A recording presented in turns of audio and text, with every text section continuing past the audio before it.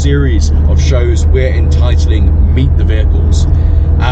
Given it's the first in this series, we obviously had to start with our 1980 Mark IV Ford Cortina. This is the first car that I ever purchased in South Africa. It was a blind purchase, purchased at long distance. So obviously there was a few intricacies with the vehicle that we had to get to know over the years. That said, over the last 5-6 years of driving her, Tina has never let me down. She's been all up and down sub-Saharan Africa. She's been up Sani Pass even. She's been through water over her bonnet, and she just keeps on going. So in this particular episode, we'll be showing you a few of her quirks, and we'll be showing you some of the footage of where she's been over the years.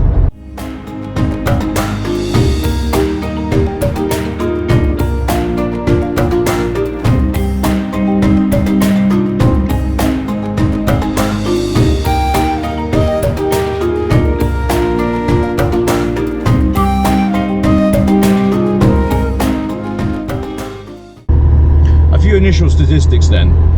So the engine in this Cortina is the Kent motor. It's the 1.6 GL, which means although she may not be quite as quick at the top end as the 3-litre version, she's definitely lighter on fuel, and it's a particularly strong motor. So even though the rings might be on their way out and she's coughing a little bit of oil every so often, she never lets us down. She always gets us home. Now, we've long since been of the view that you don't need a 4x4 in order to see Africa. And actually, a lot of the time it's more interesting and certainly a lot more fun if you're driving something old and ridiculous like this Mark IV Cortina. So when the opportunity arose to drive to Africa's highest pub, up Sani Pass to Lesotho, obviously the Cortina was the only vehicle that we were going to take with us. You can find out exactly how she did by watching our YouTube video, Sani Pass in a Ford Cortina. Link will be around here somewhere. Now, another reason why the Ford Cortina might be the sort of vehicle that attracts a lot of attention in South Africa is because if you go back to when they were first being produced in the 1970s and 1980s, the Ford Cortina was actually the getaway vehicle for one of South Africa's most infamous bank robbers.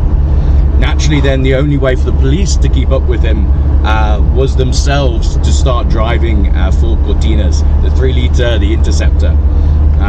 Very few of those still knocking around, but if you do have one, please do get in touch. You can reach us on info@africarally.com because we'd love to see some photos of it.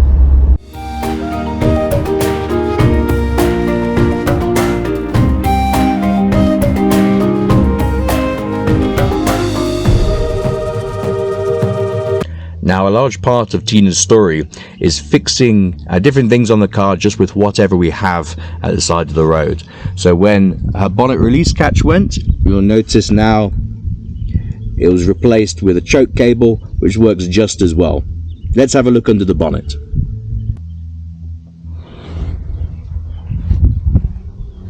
Now, as we move to look under the bonnet here, we'll notice almost every part of Tina tells a story of some sort of crazy event that's actually happened on the road. First of all, you'll notice this duct tape sitting on top of her radiator with this rubber sort of arch over the top. This was to help improve the flow of cold air into the radiator and ultimately stop her from overheating while driving through the Botswanan desert. If we look down and to the right of the engine, you'll notice her alternator. Also not original.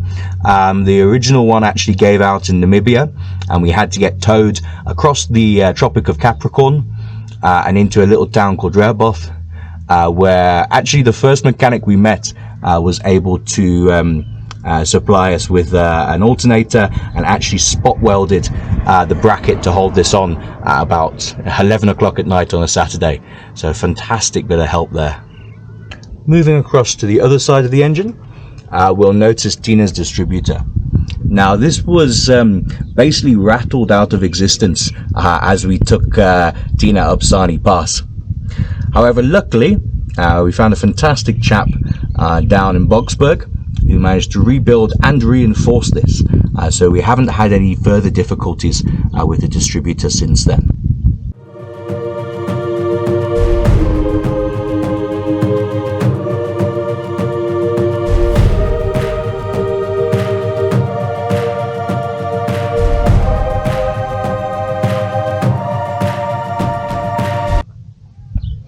And finally, we of course have the original Kent engine unopened with almost 900,000 now kilometers on the clock. It's due a rebuild, but we're hoping we can make 1,000,000 Ks before then. Purring like a kitten.